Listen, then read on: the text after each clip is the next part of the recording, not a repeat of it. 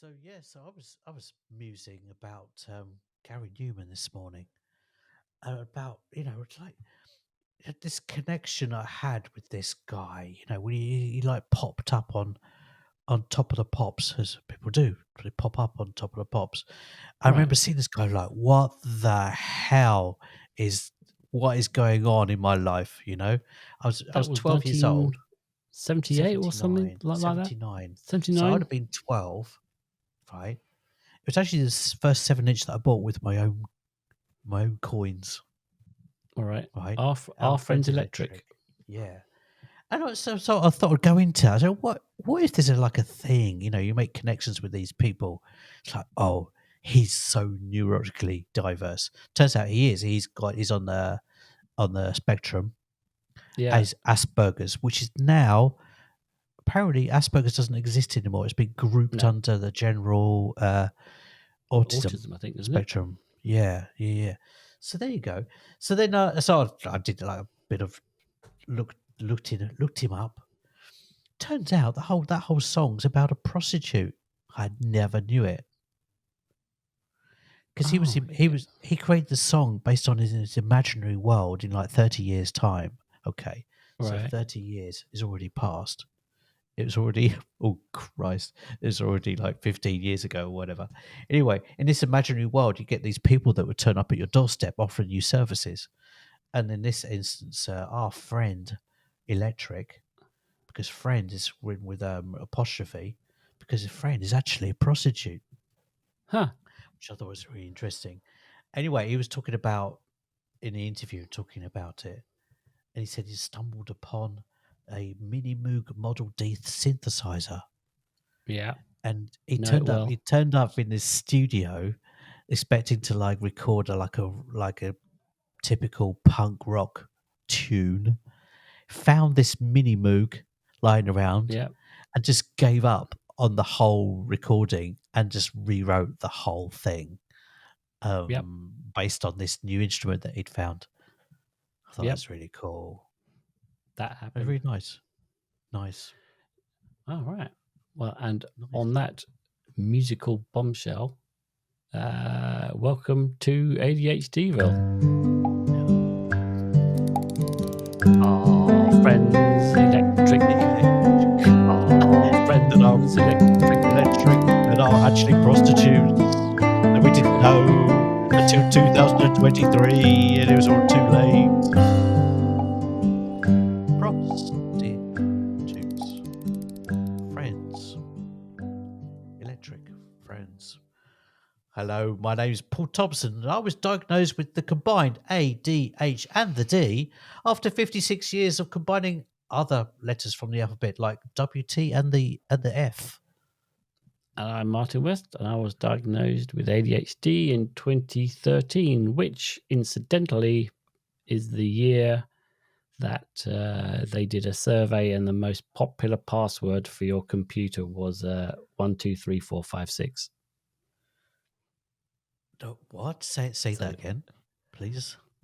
There was a survey in 2013 when I Yes. was diagnosed that basically said that the most popular password for your computer Right. was 123456.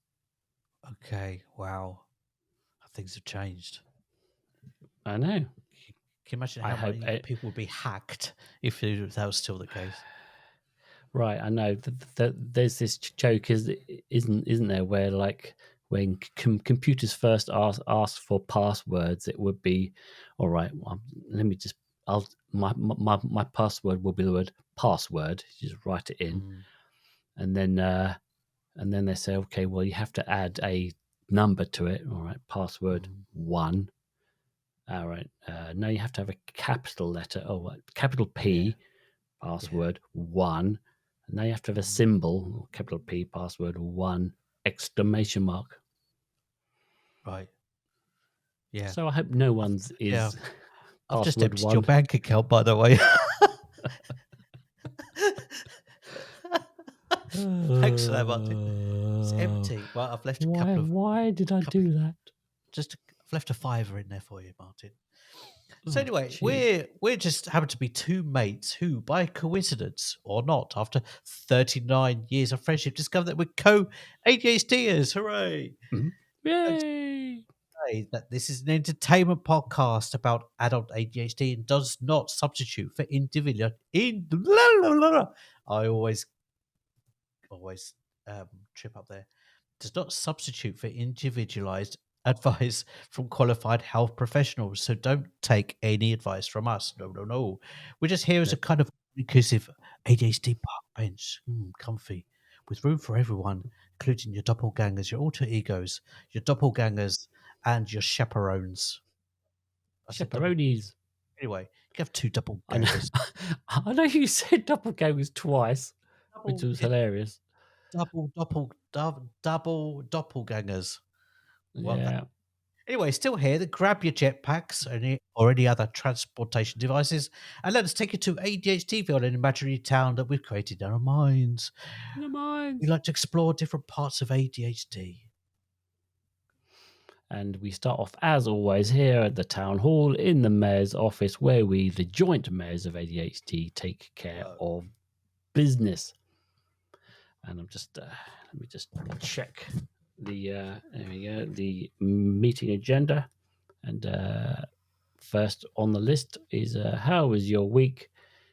Good, bad, the ugly. It's ugly. It was, yeah, it's on the, it's in the exhausting part still. A bit exhausting. Kind of a bit exhausted because I'm not doing enough. Wait, what? I really not exhausted out of a bit exhausted about not doing enough in terms of I'm just looking for work at the moment because Isn't work it like a really is a bit bad time to yeah look for work? Like it's no a really one's bad doing time. nothing. Nothing. But Right, because I'm looking anyway because you never know. It's not a good time, no. And something is going to come up in the spring, but I don't want to wait till then. Looks like I'll be teaching in the spring. all right. Because I, Yeah, like 'cause I tend to find that companies' budgets come online right usually around yeah. April the 1st, right? But they can Mm, start spending against it in like March. So mhm, their hiring process will tend to ramp up. Like it mhm. will start in February and then you go into March and then it kind of gets they're in that spring Yeah, time, then they're yeah, all over it because they've got money to spend against things. yeah. But then then you get into realms of companies looking for people to employ, and unfortunately, when you get to like 56 or in your late 50s, you start to get like a bit of a crap attitude towards your older citizens, and Mm-hmm. so Age, my ageism real. ageism, God, does it exist? It's quite a it's quite shocking, actually. It really is. But so I'm looking for jobs and maybe freelancing in terms of teaching conversation English in Italy. So Oh, pushing hey, it as much as I that's can. cool. You know Yeah, what? yeah. There's an interesting subject for ADHDers here, which we can kind of go into some other time. But interviews for an Mm, ADHDer is a real bit of a nightmare place, mm, right? Because you're having to put up a front, right? Like this masking and yeah, unmasking yeah, thing. yeah. You know, you definitely have to mask up to the to the ninth Oh, yeah, degree, right? You yeah, you have to kind of fit a yeah. certain person Mm, that they're and so interviews are difficult. yeah. We go an Mm, ADHD. I mean, we don't have to yeah. solve it now, other than to just to recognise that fact, and we can add it Yeah. to the list of a bit more I of a think we deep can dive at actually, some other can't point. we? Yeah. I think we've got some quite interesting stories In about. various interviews. Interviews, yeah. Interview Wow. stories, absolutely. Yeah. I've got a Got a few. bazillion. My week has been, can continues to be tiring, but I have paid the accountant the last lot, so I'm hoping that I will finally have my taxes done just in time for me to start getting myself together for for the next tax season, which is like 2023, Okay. right? So Yeah. I will just when I've kind of got that done, I will Right. hopefully it will propel me to then Hmm. get into next season's tax thing without a shame spiral. So hopefully I can Have you get got that. like a clean slate then right now to your taxes? You've got nothing in your in your past like No, taxes.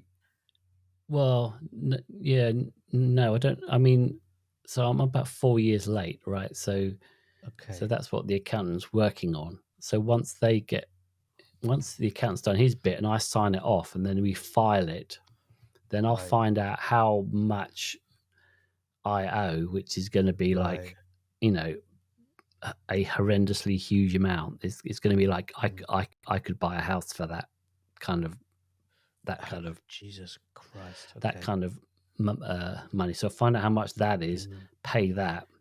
Mm. Um, It sounds like the just to say British that, system, pretty much. yeah. So and then it's a clean slate, All and then right. I'll just go into the next year Yeah. feeling at least good that I've caught up. Yeah. I will have had to have paid a penalty for being late, and Hmm. that will be a sizable chunk. But clean slate, good, and then we can rock on with next year's. Nice. I heard a thing yesterday by coincidence about taxes, based in the UK. Someone's actually made a research into ADHD tax, and they reckon that it costs on average £20,000 a year more than a For what? non ADHD. That's how much Oh, it costs generally it's all right. So the on ADHD tax average. on Yeah, taxes is it's about like a 20 real grand a year. thing. Yeah. Oh yeah, for sure, for sure. Ugh. Ugh. Oof. Yeah, Okay. Right. that stuff Moving swiftly on. can really stuff you up the arse. All right, so let's crack on Let's and crack on. say the last one. Let's. Where are you taking us today, Paulio? I'm taking you, Martin, to the. I'm going to take you to the left field farm. I'm going to have a little chat about catastrophizing. Oh, that sounds interesting Catastrophizing. Ooh. because there's a lot of catastrophes that can happen on a farm. Oh God, yeah. All Oh right, yeah. so let's get in our mayor's car.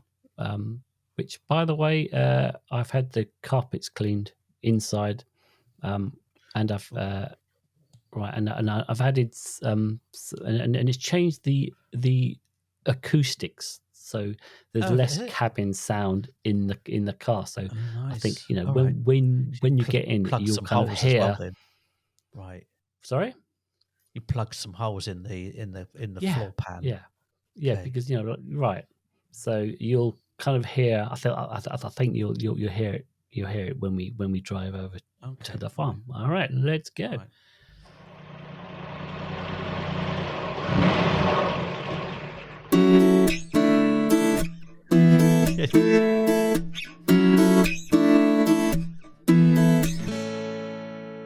Yeah, I think Oh, yeah. Yeah, I can hear that. Yeah, makes a there's an difference. improvement. Does make a difference. Does make a difference. So here we are at the Catastrophizing. left field farm. Left. I have trouble saying that left field farm. Anyway, Left field farm. and we're going to talk about catastrophizing. And being that Martin Yeah. you're much better at me at introducing subjects than All I am. right. So Much better. let's define what we mean by catastrophizing. So that refers Mm. to the tendency to perceive situations as far worse than they actually are, and that can lead to heightened stress, anxiety, and even a distorted perception of reality. So Hmm. it's all those thoughts, isn't it? It's like, oh, it's going to be terrible. I think if I do this, if I Mm. phone up this person, and they're going to have a real Yeah, go at me, and you yeah, just, I think you were saying it in a while back, is that you're almost overthinking yeah, something, and you go down this path, right, of it's going to be a disaster, it's going to be, yeah. and you just get really stressed, and then you end up, who Go knows down where you rabbit end up. hole. Yeah. And I've got here, it can be defined as overthinking on the worst possible outcome, normally negative, on any particular subject. Hmm. Right.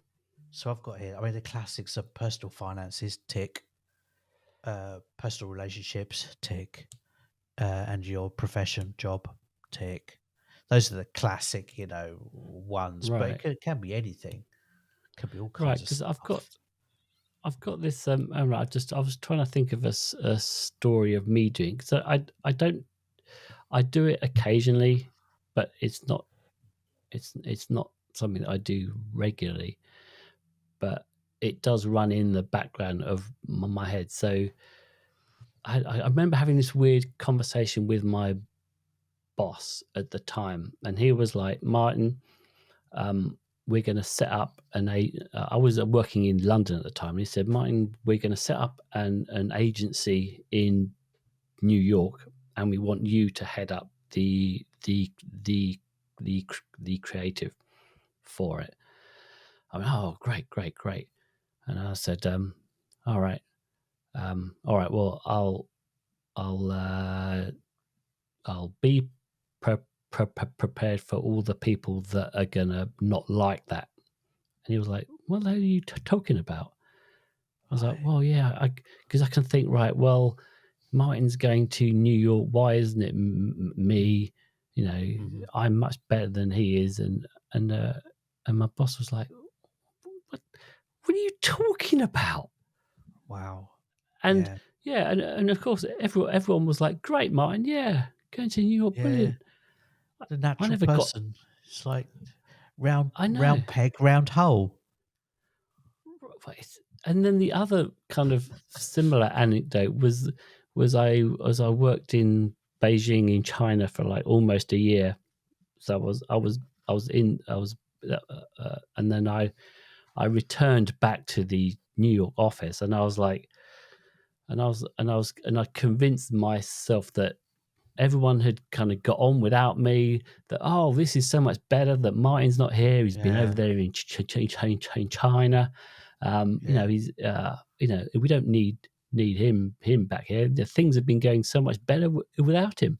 Hmm. I was like thinking these thoughts as I went into the Right. agency building, went up the elevator, and then the elevator opened onto the agency floor, and I walked out, and then everyone just like stood up and I just got a standing ovation. Everyone was like Wow. clapping and cheering. I was like, Right. "Whoa, that was not what I was expecting." Wow. That's Nuts. amazing. That's amazing.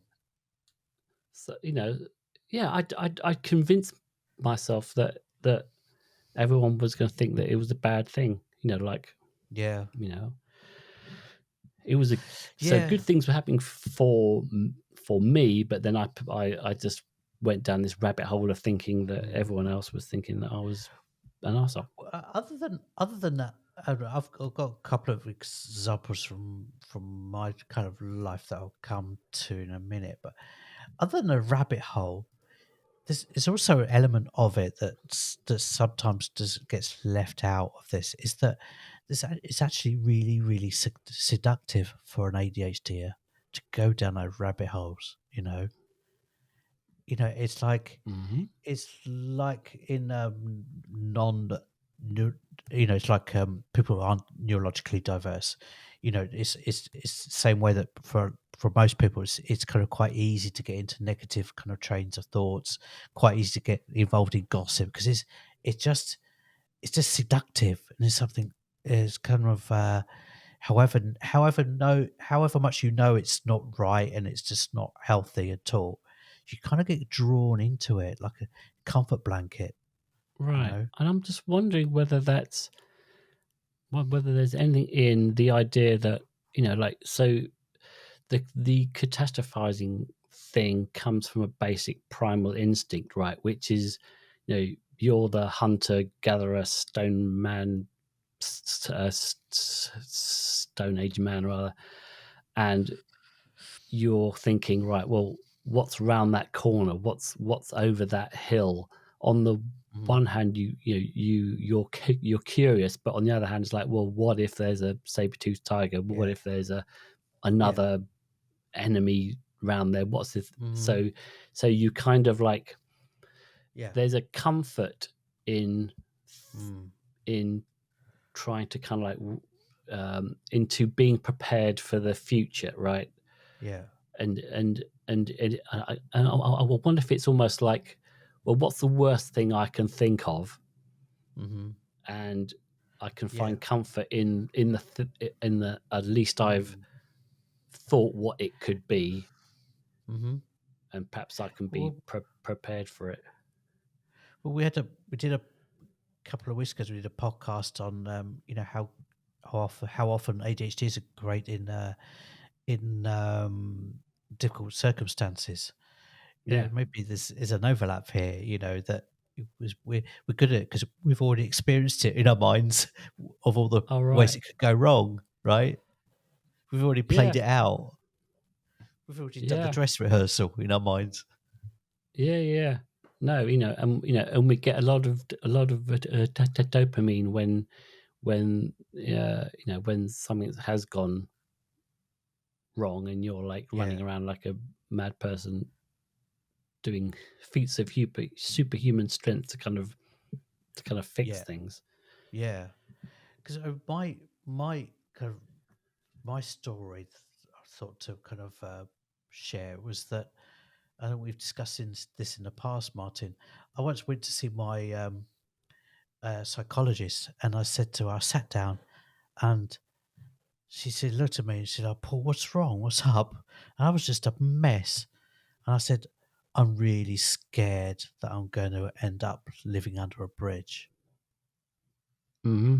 And it's a bit like your boss, with you, what you were talking about before. She looked at you, Paul, what the hell are you talking about? And to me, it was so real.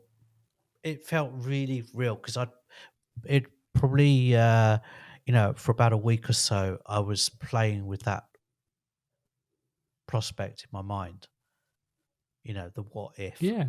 rabbit hole. It's like, oh, and it Well, felt really real, that possibility, you know? honestly, though, I think there is like, as you get older, certainly when you get older, you realize the difference between you and your situation and the guy on the street who's homeless. There's not a big difference No.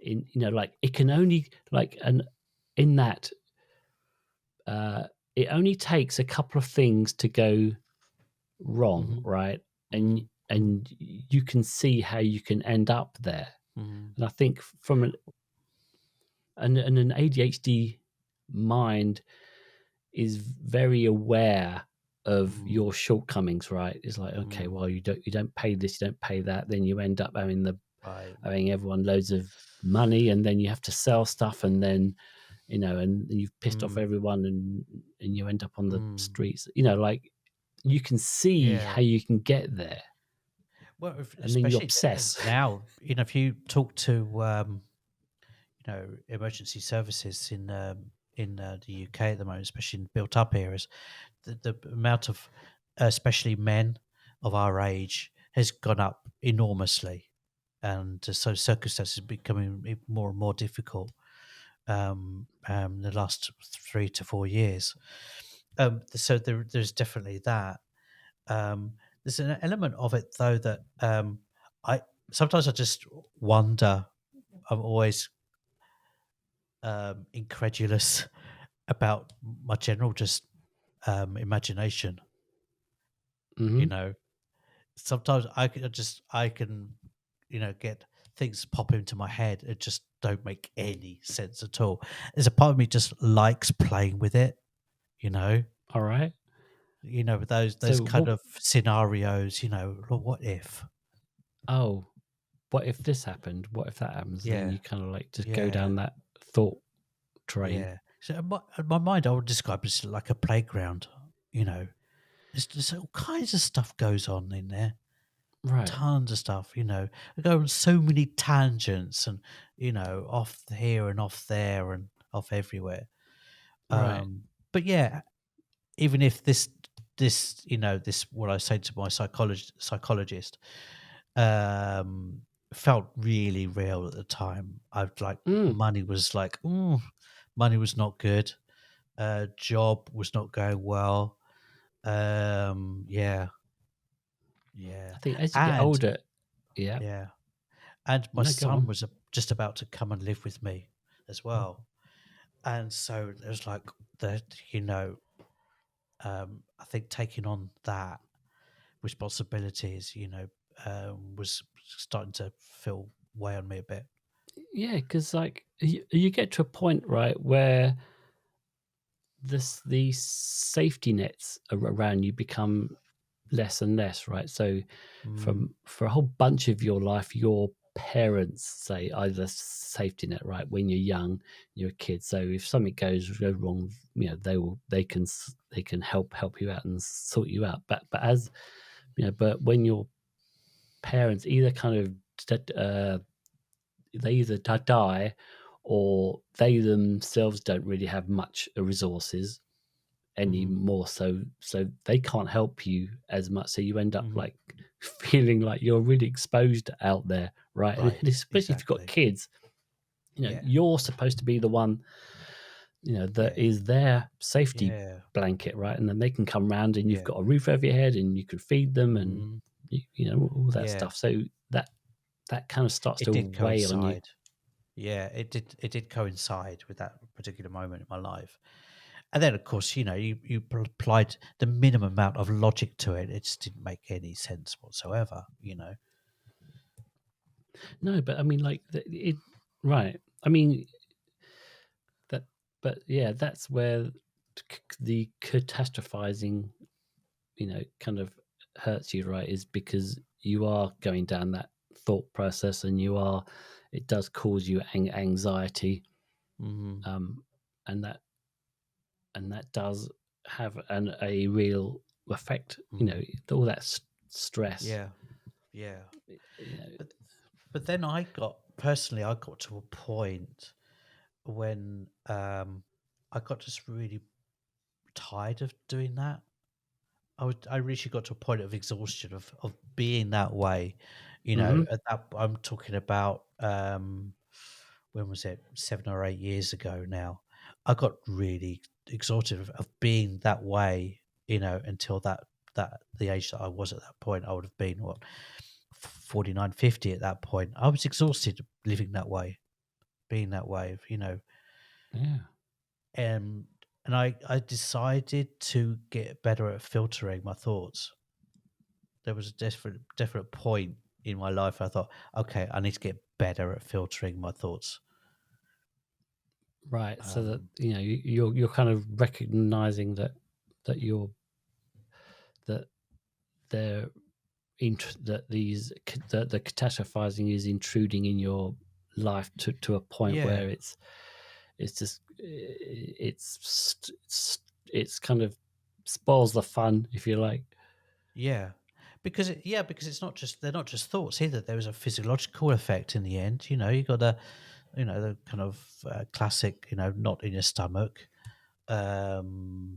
Yeah. it's not good. It's not healthy at all.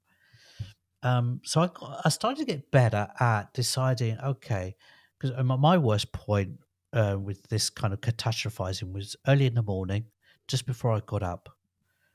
My brain was already working, right? And I started thinking, Paul, but you can't do anything about any of these thoughts right now. So what's the point in thinking them? So then I thought, okay, So where would I need to be, and what situation would I need to be in to do anything about all of this? Otherwise, it's a complete waste of time, right? This is like the thinking that would go through my head, and then so I would stop. Gradually but surely, I would stop doing it, and you know, like have a filter for like useful and not useful information. All right. So it So kind I of chose sounds to like process. you have two buckets, and in one bucket was Yeah. the catastrophizing thoughts around stuff that you had no control over, right? Hmm. So, say for example, someone becomes a president, or you know, Hmm. like there's a whole bunch of stuff that you kind of doom scroll your own Hmm. thinking on, right? And but Yeah. but you but you you can do very little, if anything, about it, right? Yeah. And then Yeah. there's a bucket of stuff that you can actually do something about. Yeah. Are you Yeah. Is that what you kind of mean, that that Yeah. you Yeah. Yeah. recognize? Totally. Totally. Yeah. And it's the same for me. Also, I like to visualize things. Um, Sometimes I like to, if I have a particular problem, I'll imagine it's a ball in my All right. hands. You know, weirdly it just helps me. Yeah. Um, yeah. No, that's a very sort of, so if you can visualize the Hmm. the anxiety, that Yeah. also helps. Yeah. Give it a Because name. right, because I know that some people, they will visualize an internal thing, so that Hmm. you can almost, as it were, if you had a ball, then Hmm. you can push it, and you can actually reduce it down. You can make it smaller and smaller and smaller Yeah. and smaller. Yeah. Yeah. And you're kind of almost forced to think more logically about it as well, and more practically in that way. It's like, because most of this stuff is not real. Huge parts of it is just not real. It's not in the real world at all. No, no. In fact, as the more we're talking about it, the more I kind of almost realize in myself that there's big things that I can catastrophize about, but then there's lots of little day to day things that I do it to as well. So I think Yeah. I actually do it more than I thought I did Mm. Well, at I mean, at the that's start. interesting you say that, because I had the same thought. I had this thing. I do it less now. For years and years, people used to, my thing was I always tell people that I was tired all the time. Hmm. And it's like, God, if you tell yourself, or in this case, tell other people all the time you're tired, guess what will happen? You'll be tired. You know? Right. Well, yeah, because you just get tired of telling people you're tired. No, Right. It gets I, boring. yeah, it It gets gets very, very really boring. fucking boring to yourself and others. Right. Oh god, yeah. It's You like, know? so we worked in, in the creative field. So I come home from the ad agency work, and your partner would go, "How's your day?" And you go, "Oh, it's a nightmare. It's a nightmare. Mhm. Oh my god, this happened, that happened. Mhm. Oh god, it was like the pitch went wrong, and then we got this other deadline that was due, and blah blah blah." Yeah. And then after a while, you realize you're saying the same thing over and over and over again. It's just Yeah. like, well, I'm Uh, just shut up. Just say, yeah. just Yeah. just either change Yeah. the situation or the job you're in, so it's not Mhm. like that, or I actually just reset the level, so I would only say it was really bad if it was Mhm. actually really bad, and that actually Yeah. what I thought was Yeah. really bad, it was just normal. Just Yeah. It was just a normal Yeah. day. Yeah. Normal crap. Yeah. The sort of thing. Yeah. Exactly. Exactly. So yeah, I But yeah, think so one of the things I used to get really catastrophize on was if I was having a difficult situation with a colleague at work, that one could keep me up for hours and sleep really badly on it. I ooh, was terrible with that kind of stuff. Used to be right. really bad. So Yeah. what would you imagine. So okay, so someone said something at work that you thought, oh, that's kind of yeah, didn't Well, like I'll give that. you a classic, the one that pops into my mind. I was in London, and I just started working for an agency, and I'd come in, and they'd clearly, the account managers at the agency had clearly um, had quite a lot of creative influence that they shouldn't have been having, but because of their bad work practices, they got used to having. Probably because Hmm. they didn't have a particularly good creative director, and it was a bit absent. But by the time I got there, they'd actually got quite used to having that creative aspect of their job, and that is probably the part of their job they like the most. So I came in with my experience, n- should we say normal experience, that I had creative control, or if I didn't, my creative director had it. They did not like that, and they really reacted against it. And there was like two account managers and another person that really reacted against me, and they just did everything they could to make my life really difficult in my new job. And All I right. just like God all night, like trying to think about how could I deal with them, you know, So and on and the really on the bad at it as well. Wasn't even good at kind of figuring out what to do about it. so on the catastrophizing front, were you kind of thinking, oh, this is I now have this kind of really kind of like toxic things start to build up and it's going to be Yeah, really bad. And then I'm going to have like, there's going to be yeah, fights in the boardroom and I'm going to be exactly. kicked out or something. There's going to be big scenes and Yeah. And then go over my mind about various scenarios in terms of what potential conversations I could have with them, and how badly, obviously, how badly that would turn out.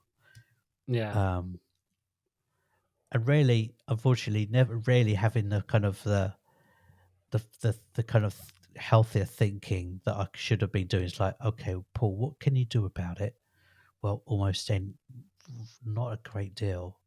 I can just like do my job and right. try to influence it. Anyway, so yeah, that was fairly classic one. That actually happened quite a lot to me. Count people having too much creative control over stuff, and All like right. having like a a really tight grip on it. I didn't want to let go of it. I, my thing was, um, I was happy for a good idea to come from anywhere. Yeah. So if someone would come along and had a good idea or had an idea, right? Didn't Hmm. really matter what, but it could be some copy or creative thought, whatever. And my job was to understand what the brief was and what the Hmm. right answer looked like. Almost Hmm. like sort of like like if you've got a jigsaw, right, and you've kind of defined what the edges of the jigsaw are, and you're Hmm. filling in the middle bits. And if someone kind of goes, "Oh, here's a piece," and you look at it and you Hmm. kind of go, "Well, does this fit or not?" And if it was Hmm. like, "Yeah, fits, great," didn't matter who. Hmm.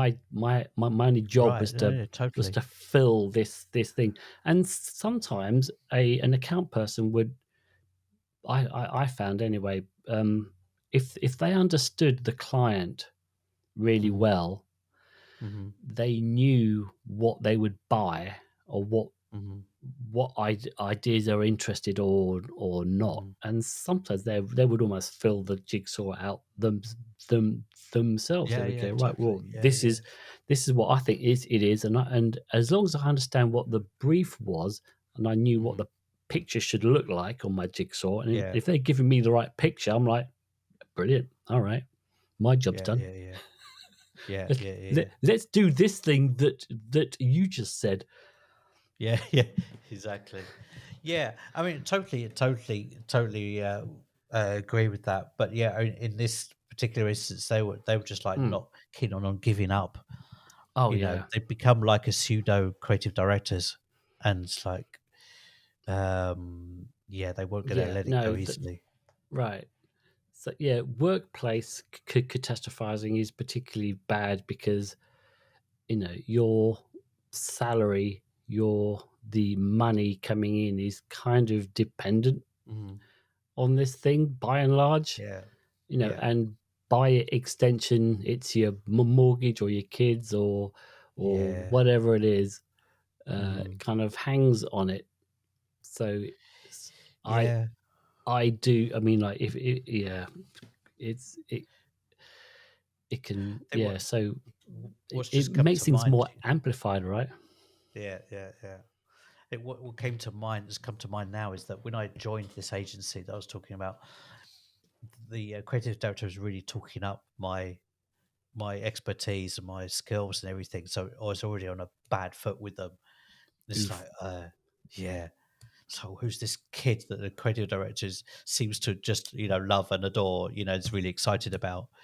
It's like, yeah, okay, we'll bring you down a peg or two. Yeah, it was Hmm. madness. Anyway, so yeah, I used to really go down a tunnel and that kind of stuff. Um, Right, yeah. and I also tend to find that even if you know that you're catastrophizing, it doesn't always help. Mm, Like you like go, oh god, yeah, I know I know that I'm thinking about the worst case scenario or I'm whatever, but there's something valid in me thinking that, right? It kind of goes back to mm, like what we are saying earlier about mm, kind of there's some comfort in it. Um, mm.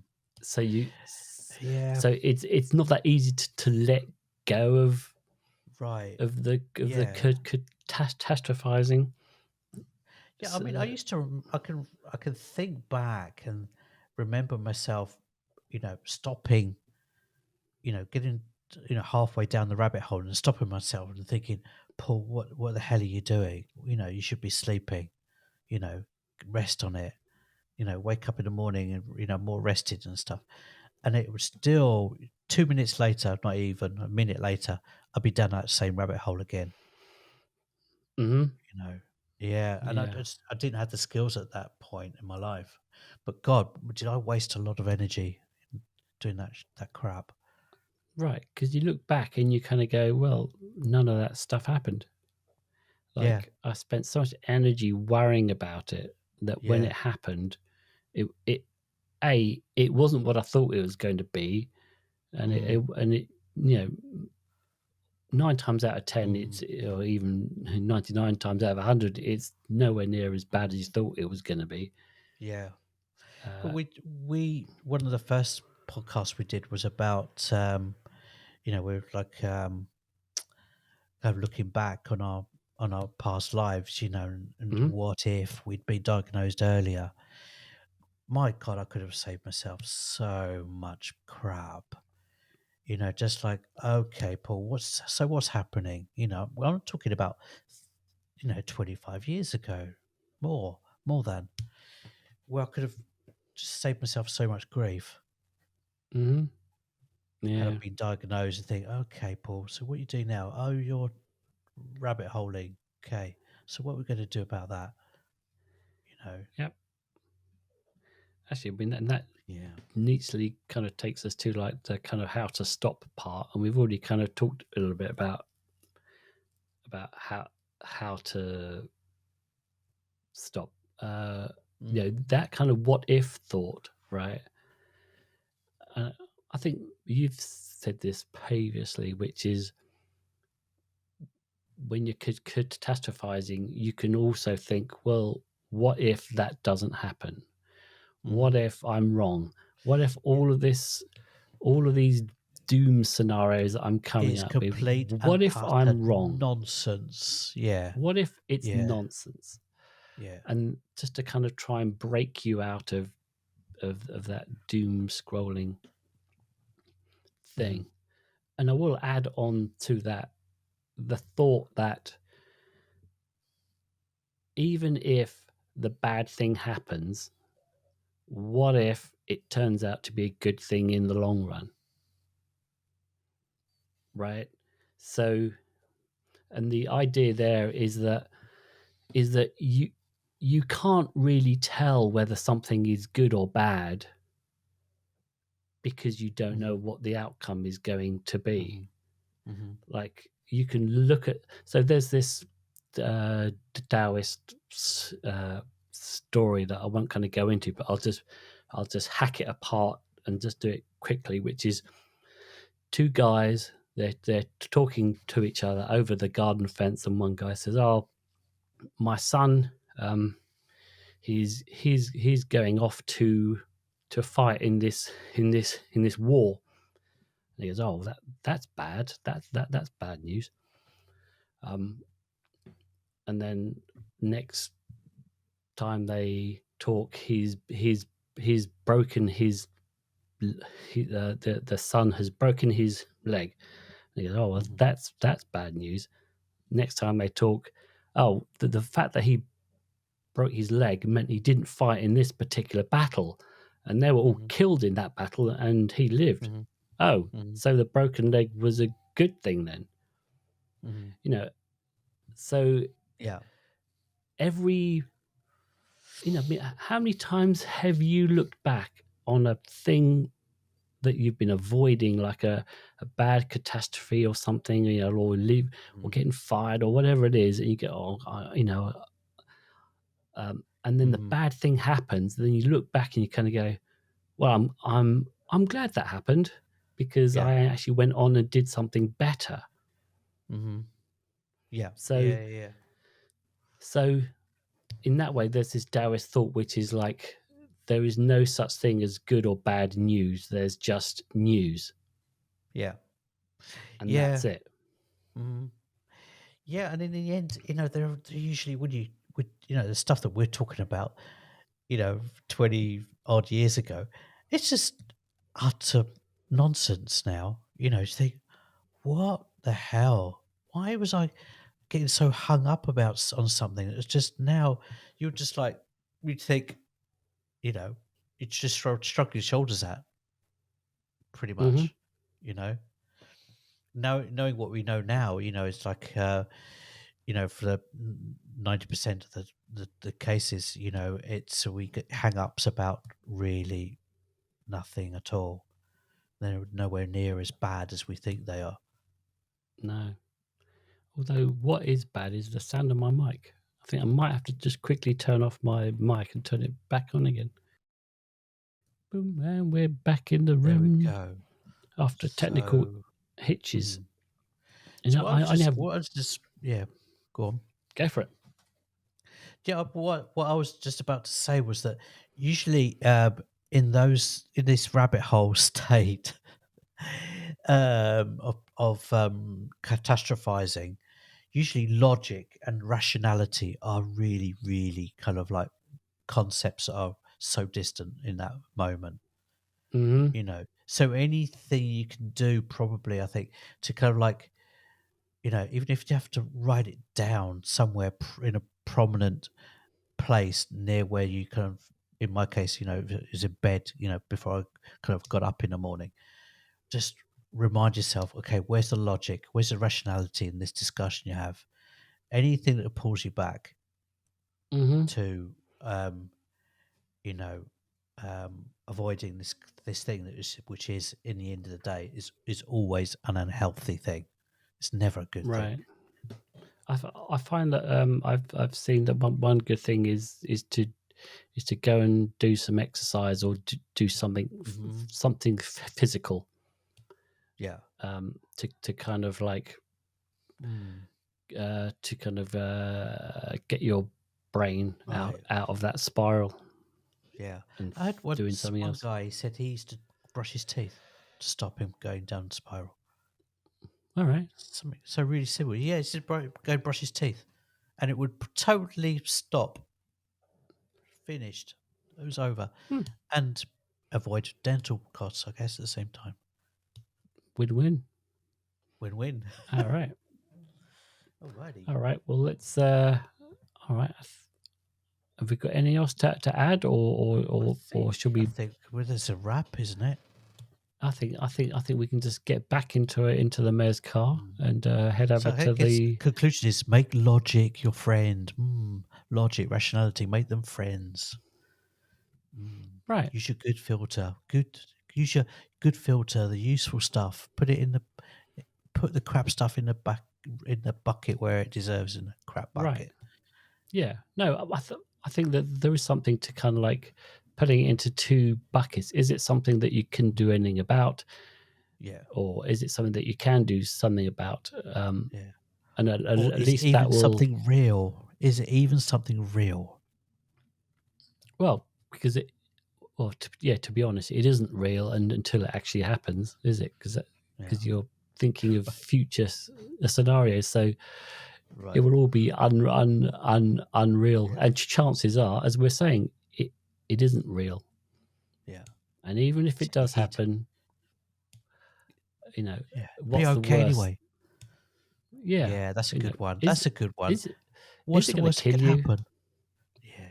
Right, because that is something. When you actually kind of go, right, what's the worst that can happen? And the next thing is, can I deal with that? Mm-hmm. So, okay, so someone's really annoyed. I've got to go into a meeting with someone, and they're going to shout at with my boss, and they're going to shout at me. What's the worst that can happen? Mm-hmm. You know, well, maybe I get let go. Can I survive? Can I deal with that? And then you kind of go, well, yeah, I can. It'll be tough, but I can get.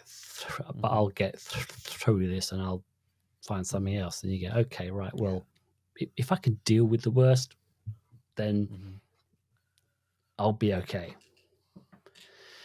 All right. All right. Well, let's get back into our newly carpeted mayor's car. We'll head over to the post office.